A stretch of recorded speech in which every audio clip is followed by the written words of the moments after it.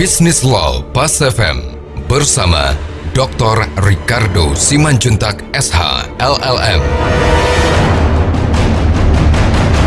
Mitra Bisnis Pas FM, hari ini kita akan membahas satu topik yang cukup menarik yang saat ini banyak menjadi perbincangan di media, yaitu tentang bagaimana seharusnya tindakan yang dilakukan dalam menghadapi perusahaan asuransi yang gagal dalam melakukan aktivitas bisnisnya. Apakah perusahaan ini harus dibubarkan sehingga proses pemberesan yang dilakukan oleh likuidator, ataukah melalui kepailitan atau melalui PKPU. Nah, ini sangat berhubungan dengan nasib dari para pemegang polis atau konsumen yang akan menjadi pihak yang pada akhirnya menerima konsekuensi dari tindakan tersebut. Dan kita juga melihat tentang keberadaan OJK ya, yang menjadi otoritas dalam pengawasan dan juga penentuan kesehatan dari perusahaan-perusahaan asuransi atau secara umum pelaku jasa keuangan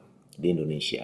Kalau kita lihat saat ini beberapa tindakan-tindakan yang terjadi adalah tindakan pencabutan izin dari perusahaan asuransi yang dilakukan oleh OJK. Nah, kalau kita lihat pada ketentuan undang-undang asuransi dan kedudukan OJK selaku pengawas gitu, pencabutan izin itu tidak dilakukan dengan begitu saja tentunya, ya kan? Karena akan didahului dengan peringatan-peringatan dan upaya-upaya maksimum yang akan dimungkinkan dapat dilakukan atau seharusnya dilakukan oleh para pemegang saham atau pengurus untuk dapat menyelamatkan kembali perusahaan asuransi yang berada dalam keadaan kesulitan keuangan atau mengalami financial distress tersebut. Nah, proses ini akan dimulai dari memberi peringatan, lalu melakukan pembatasan kegiatan usaha, kemudian sampai pada tindakan untuk mencabut izin. Jadi sebenarnya lepas dari persoalan ketika dicabut itu perusahaan itu sudah berada dalam keadaan yang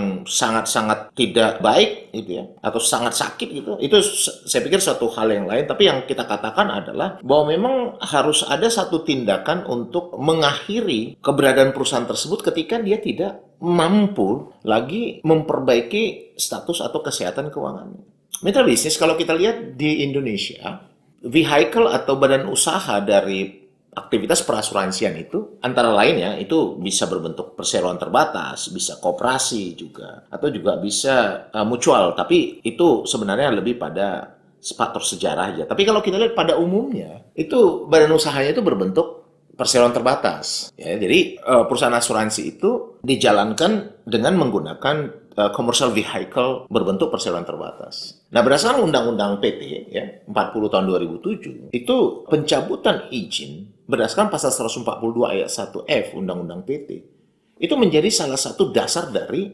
bubarnya satu perseroan terbatas secara hukum. Ya. Nah, jadi kalau misalnya OJK itu mencabut izin perusahaan asuransi, ya seperti yang diatur pada pasal 43 kalau saya nggak salah, Undang-Undang Perasuransian 40 tahun 2014, maka dengan konsekuensi pencabutan izin perusahaan asuransi itu, kalau kita hubungkan dengan pasal 142 ayat 1F, itu akan mengakibatkan perusahaan asuransi itu menjadi bubar. Perseroan terbatas yang menjadi commercial vehicle dari perusahaan asuransi tersebut menjadi bubar. Itu alasannya kenapa dalam Undang-Undang Perasuransian itu mengharuskan perusahaan tersebut harus dibubarkan. Karena misalnya Undang-Undang pasal 142 ayat 1F tadi memang dia secara hukum sudah bubar. Nah, maka mekanisme pembubaran tadi ya, itu dilakukan dengan cara OJK memerintahkan dalam waktu 30 hari kepada para pemegang saham dari perusahaan asuransi yang dicabut izin tadi untuk membubarkan. Tapi kalau kita lihat dalam ketentuan undang-undang asuransi,